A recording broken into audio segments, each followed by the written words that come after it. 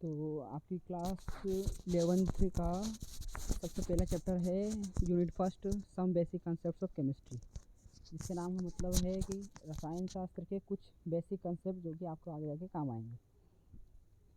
तो हम केमिस्ट्री की अगर डेफिनेशन देखें तो इसमें यह बता रहा है कि the branch of natural science which deals with the study of the matter properties and constituent particles such as atom difficult molecules etcetera is known as chemistry.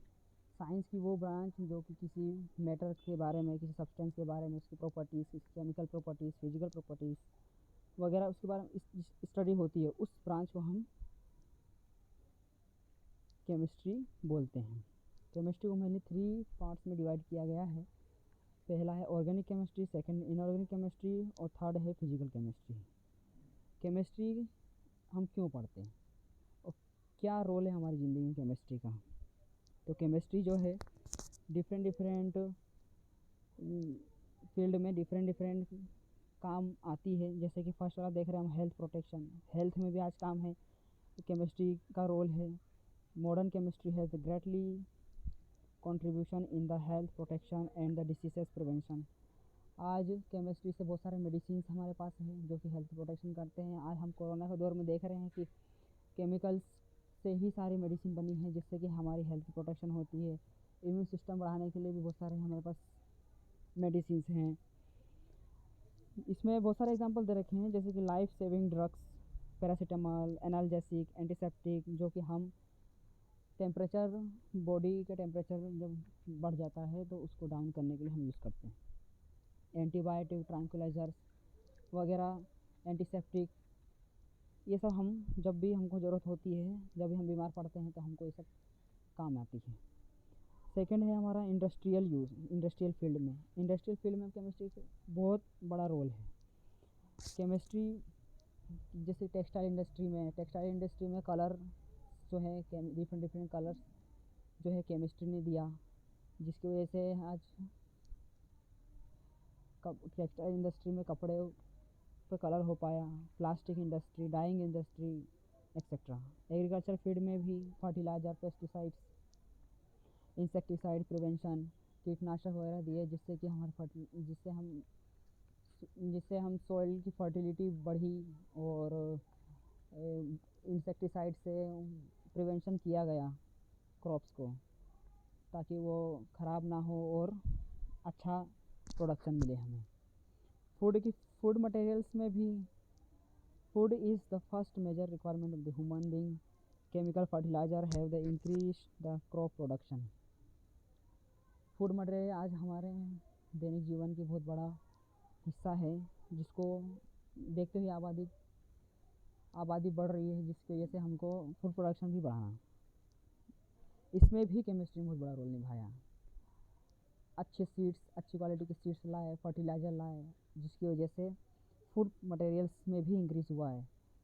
और बहुत सारे हम सब्स्टिट्यूट्स भी दिए कि अगर हमारे पास कोई नेचुरल प्रोडक्शन नहीं हो पा रहा है तो हम उसको आर्टिफिशियली या फिर केमिकली कैसे प्रोड्यूस कर सकते हैं, ये भी केमिस्ट्री ने दिया हमें। क्लॉथ इंडस्ट्री में देख सकते हैं, और बिल्डिंग में भी सबसे बड़ा रोल सीमेंट, जो कि एक केमिकल फार्मूले से ही बनता है।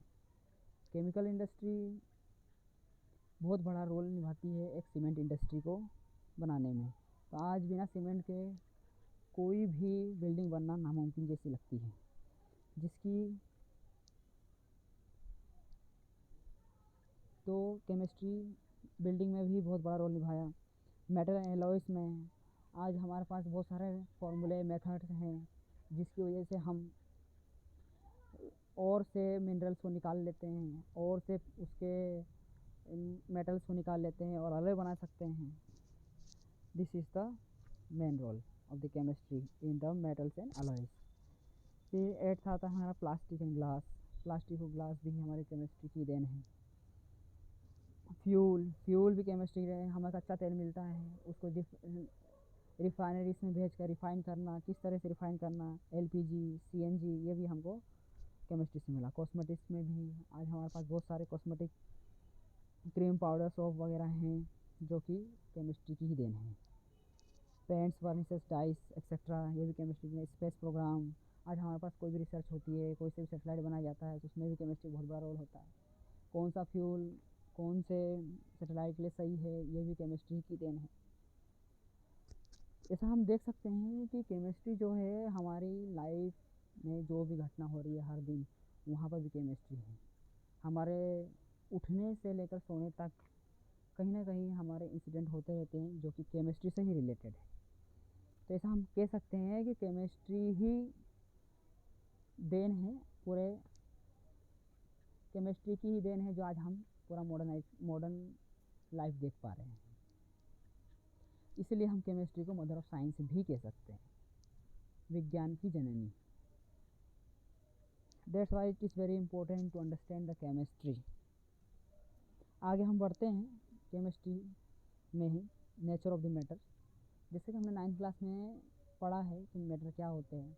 तो मैटर वो होते हैं जो कुछ स्पेस ऑक्यूपाई करे, उसमें कुछ मास हो, उसको हम मैटर बोलते हैं। जैसे डेफिनेशन में दे रखा है, anything which has mass and occupies space is called matter. Matter is found in 3 state, solid, liquid and gas. Matter classification देख रहे हैं हम। मैटर जो है मिक्सचर और प्योर सब्सटेंसेस में क्लासीफाई किया गया है मिक्सचर को। देन अदर आगे जाके फिर क्लासीफाई किया गया होमोजेनियस एंड हेट्रोजीनियस मिक्सचर में। प्योर सब्सटेंसेस को देखा जाए तो एलिमेंट्स और कंपाउंड्स के जो होते हैं वो pure substances of the matter कहलाते हैं। प्योर सब्सटेंस क्या होते हैं? The substance which have fixed composition, fixed composition हो, उसमें कोई इम्प्योरिटीज ना हो, उसको हम प्योर सब्सटेंस बोलते हैं। मिक्सचर जिसमें दूसरा एलिमेंट्स और दूसरे सब्सटेंस भी मिले हों, उसको हम मिक्सचर बोलते हैं। जैसे कि एयर हो गया, एयर में बहुत सारी गैसेस होती हैं, तो दैट इज़ अ मिक्सचर, वो मिक्सचर है बहुत सारी गैसेस का। और अदर एग्जांपल लिया था salt water, salt in water. Water जो है प्योर फॉर्म में नहीं है, उसमें सॉल्ट मिला दिया गया है, जिसकी वजह से वह मिक्सचर कहला रहा है। मिक्सचर भी 2 प्रकार के बताए गए हैं यहाँ पर।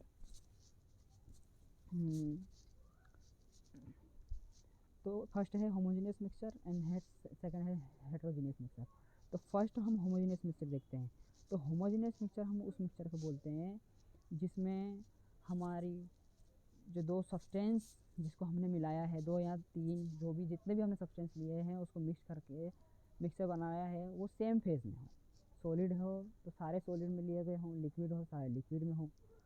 इस तरीके से मिक्स करके जो अच्छे से घुल जाए, एक दूसरे में मिल जाए, उसको हम होमोजेनियस मिक्सचर बोलते हैं। हेट्रोजेनियस मिक्सचर मतलब a mixture in which composition of the component is not uniform through cut। इसका मतलब ये होगा कि एक ही मिक्सचर में जो भी हमने सब्सटेंस मिलाए थे, 2 या 3 या उससे अधिक, वो जो है वो सेम फेस में ना होकर डिफरेंट डिफरेंट हो। सॉलिड का लिक्विड में मिला देना, जैसे कि सॉल्ट को वाटर में मिला देना, ये हेट्रोजेनियस मिक्सचर कहलाया। हेट्रो मतलब होता है डिफरेंट और होमो मतलब होता है सेम। अब सिस्टम्स ऑफ मैनेजमेंट में देखते हैं कि हमने केमिस्ट्री में बहुत सारे चीज़ों को मेज़र की जाती है, लेंथ ब्रीथ वगैरह। तो उसको किस टाइप के और किस आधार पर मेज़र किया जाता है, तो उसमें 2 मेनली सिस्टम दिए गए हैं। फर्स्ट है the English system and the second is matric system. देखते हैं हम बेसिस ऑफ एसआई यूनिट। जैसे कि हम इसमें देख रहे हैं फिजिकल मेजरमेंट, एक चार्ट दे रखा है सीरियल नंबर सर में, और basic physical measurement, symbol, unit, name of the unit, symbol of the unit. Length को एल से डिनोट किया जाता है, जिसको हम मीटर में नाप सकते हैं, और इसको स्मॉल एम से शो किया जाता है। मास को कैपिटल एम से और किलोग्राम में उसको मेज़र कर सकते हैं, जिसको हम डिनोट केजी से करते हैं। टाइम को टी और सेकेंड में मेज़र करते हैं, इसकी यूनिट है एस। इस तरीके से हम नीचे जाते जाएंगे तो intensity, amount of substance, temperature, electric current, इन सब का हमको दिखाई देगा, जो कि एक बहुत ही फंडामेंटल यूनिट्स हैं केमिस्ट्री और अदर साइंस के ब्रांचेस जैसे फिजिक्स वगैरह में भी इसका बहुत यूज़ किया जाता है। और आगे देखते हैं हम law of chemical composition. Law of chemical composition, law of chemical composition कोई भी रिएक्शन केमिस्ट्री जो होती है तो हर रिएक्शन कोई ना कोई लॉ को फॉलो करती है। तो हमारे पास डिफरेंट बहुत सारी लॉस हैं जो भी केमिकल रिएक्शन में कैसे वो रिएक्शन हुई, किस लॉ को फॉलो कर रहा है, तो उसको दर्शाते हुए हमारे पास बहुत सारे लॉ हैं। तो फर्स्ट लॉ दिखाई दे रहा है आपको नीचे, law of conservation of mass और the Lavoisier law. Second law of the constant और द फिक्स्ड और द डेफिनाइट प्रोपोर्शन और द प्राउस्ट लॉ भी कहा जाता है इसको, साइंटिस्ट प्राउस्ट ने दिया उसको। लॉ ऑफ द मल्टीपल और द सिंपल प्रोपोर्शन जिसने डॉल्टन ने दिया, इसलिए डॉल्टन्स लॉ भी कहा जाता है। फोर्थ है हमारा गैल-लुसेक लॉ और द गैसियस वॉल्यूम लॉ भी कहा जाता है। फिफ्थ है एवोगाड्रो लॉ। तो हम इसमें से फर्स्ट लॉ समझते हैं। फर्स्ट लॉ क्या है, law of the conservation of mass and the Lavoisier law. Scientist Lavoisier ने दिया इसे, इसलिए इसको लेवशियर लॉ भी कहा जाता है। और कंजर्वेशन मास लॉ इसलिए कहा जाता है कि कोई भी रिएक्शन जब होती है, अगर वो लॉ ऑफ मास कंजर्वेशन को फॉलो करती है, तो ये लॉ ऐसा कहता है कि मैटर जो है उसे ना ही बनाया जा सकता है और ना ही उसे नष्ट किया जा सकता है, बस उसको एक रूप से दूसरे रूप में बदला जा सकता है। जैसे कि इसमें दिखाई दे रहा है, according to this law matter can not be created not be destroyed as the result of any physical और द केमिकल चेंज। फिजिकल या केमिकल कोई सी प्रोसेस से मैटर को ना ही नष्ट किया जा सकता है और ना ही उसे पैदा किया जा सकता है। एक्सपेरिमेंट दे रखा है, इसमें हमने एक फ्लास्क लिया है जिसमें सैंड बात नीचे जमा दी है और उसमें फॉस्फोरस डाल दिया है और उसको ऊपर से बंद कर दिया गया है और फिर उसको हीट करना चालू करा, तो जो फॉस्फोरस था वो रिएक्शन देकर फॉस्फोरस पेंटाऑक्साइड बनाया उसने। हमने रिएक्शन कराने, इसको हीट करने से पहले इसको हमने वेक कर लिया था, तोल लिया था, और जब हमने रिएक्शन हो गई कंप्लीट इसको, तो रिएक्शन कंप्लीट होने के बाद भी जब इसको मेज़र किया ठंडा होने के बाद, तो वापस हमें सेम मेज़रमेंट मिला, सेम वेट मिला इसका। इसका मतलब ये है कि जो रिएक्शन थी वो law of conservation of mass को फॉलो करती है। सेकेंड है लॉ ऑफ कांस्टेंट और द फिक्स्ड और द डेफिनाइट प्रोपोर्शन और द प्राउस्ट लॉ। ये लॉ कहता है, according to this law a chemical compounds obtain from any source और the prepared by the any method has the same chemical composition. मतलब कोई भी जो फॉर्मूला है केमिस्ट्री में किसी भी कंपाउंड का, तो वो एक फिक्स्ड प्रोपोर्शन में लिया जाता है। फॉर एग्जांपल H2, इसमें हाइड्रोजन जो है वो 2 है और ऑक्सीजन जो है 1 है। इसका मतलब ये है, जो इसमें हाइड्रोजन का जो फार्मूला है वो 2 हाइड्रोजन और 1 ऑक्सीजन से मिलकर बना है, मतलब इसका कंपोजिशन फिक्स्ड है कि 2:1 होगा इसका। थर्ड आता है law of multiple and the simple proportion और द डाल्टन्स लॉ। इसको हम डाल्टन्स लॉ के नाम से भी जानते हैं। According to this law, when the two elements combine together to form the two or more the two main chemical compounds, then the weight of the one of the elements which combines with a fixed weight of the other bears the simple ratio to one another। Dalton ये कहता है कि जब भी हम कोई chemical reaction कराते हैं जिसमें कि 2 और मोर देन 2 एलिमेंट्स को कंबाइन करते हैं प्रोडक्ट बनाने के लिए, तो उसका जो वेट होगा वो फिक्स्ड है, वो मल्टीपल में लिया जाएगा। Your phone's mobile data is turned off, so I can't help you with that at the moment.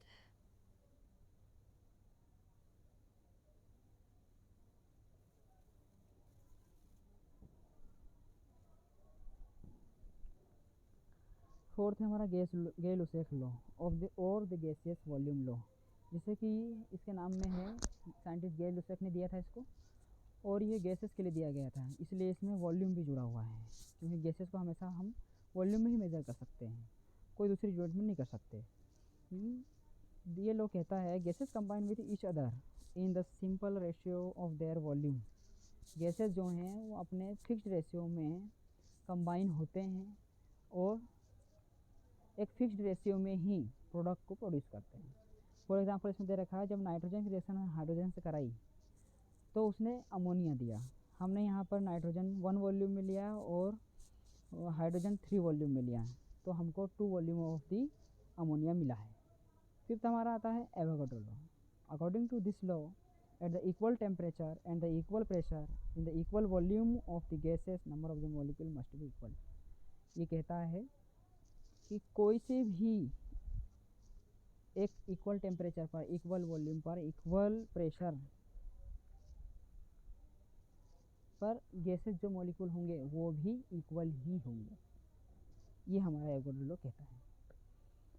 Next आते हैं हम केमिकल रिएक्शन। अब हम केमिस्ट्री पढ़ रहे हैं।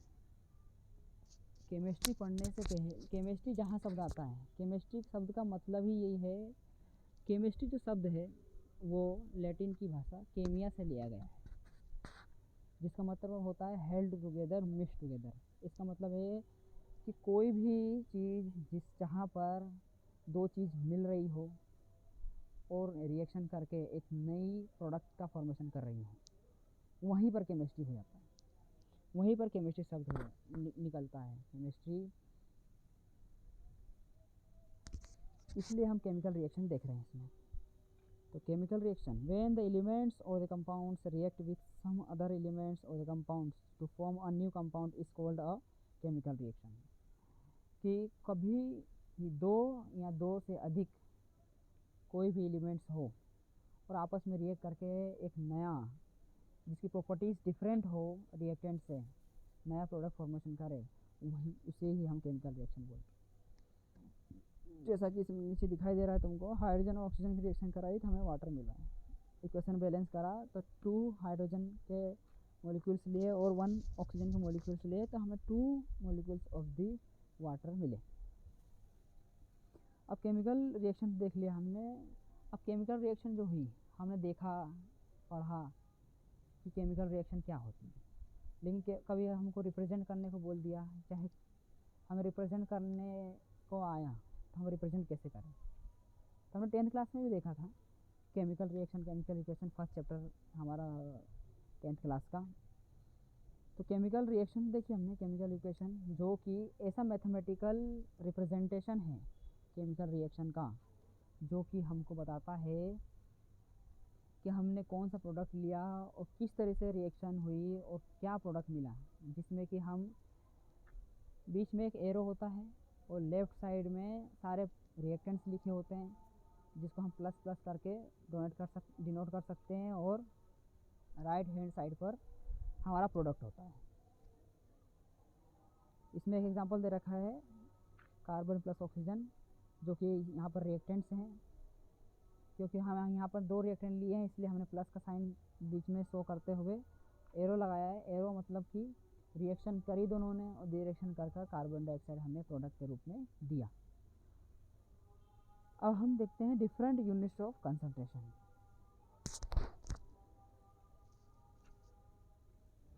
Concentration of the solution in the amount of the solute present in the definite amount of solution. Different modes to express. Concentration, सांद्रता क्या कहलाती है। हमने 10th क्लास में भी देखा कि सॉल्यूशन क्या होता है। सॉल्यूशन जो होता है वो मेनली 2 फैक्टर्स से मिलकर बना होता है, जिसमें सॉल्यूट होता है और सॉल्वेंट होता है, विलय और विलायक। इससे मिलकर विलयन बनता है। जो सॉल्यूट होता है जो घुल जाता है, जैसे कि अगर मैं शक्कर को पानी में घोलूँ तो जो शक्कर है वो पानी में घुल जाएगा, तो जो शक्कर हुआ वो सॉल्यूट है और जो पानी है वो सॉल्वेंट हुआ। तो मैंने शक्कर कितना 1 लीटर पानी में, मान लो मैंने 100 ml, 1 लीटर पानी में मैंने अगर 100 ग्राम शक्कर मिलाया तो उसका कंसंट्रेशन अलग होगा। और अगर वही 1 लीटर पानी में मैंने अगर 500 ग्राम शुगर मिला दिया तो उसका कंसंट्रेशन अलग होगा। तो कंसंट्रेशन सेकंड वाले का ज़्यादा होगा, जिसमें मैंने 1 लीटर पानी में 500 ग्राम शुगर मिलाया है। तो कंसंट्रेशन हम उसको बोल सकते हैं सॉल्वेंट के साथ साथ सॉल्वेंट तो फिक्स्ड रहे और सॉल्यूट बढ़ता जाए, इसका मतलब है कंसंट्रेशन बढ़ रहा है। नंबर ऑफ द आयंस जो है सॉल्यूशन में सॉल्यूट के वो बढ़ रहे हैं, इसको हम कंसंट्रेशन बोल सकते हैं कि कंसंट्रेशन इज इंक्रीजिंग। फर्स्ट आता है परसेंटेज कंसंट्रेशन आता है, when the amount of solute is expressed in 100 part of solution. कि अगर हम किसी भी सॉल्यूशन को 100 पार्ट में डिनोट करते हैं, जैसे कि फॉर एग्जांपल अगर मैंने 100 ml पानी लिया और उसमें 2 ग्राम शुगर मिलाया है तो उसका परसेंटेज हो जाएगा 2। इसी को हम परसेंटेज कंसंट्रेशन बोलते हैं। सेकंड है स्ट्रेंथ इन ग्राम पर litre. The amount of substance present in dissolve state in the 1 litre, यहाँ पर लीटर की बात हो रही है, परसेंटेज की बात नहीं। पर लीटर 1 लीटर में हम देखते हैं यहाँ पर कि 1 लीटर में कितने ग्राम सॉलिड मिलाया है हमने। जैसा कि मैंने ऊपर बताया आपको कि 1 लीटर सॉल्यूशन में मैंने अगर 100 ग्राम शुगर मिला दिया था तो उसका स्ट्रेंथ जो थी वो 100 ग्राम पर लीटर हो गई। तो आज हम यही देखते हैं और कल आगे बढ़ाएंगे, इस क्लास को कंटिन्यू करेंगे। आज बस इतना ही। Thank you.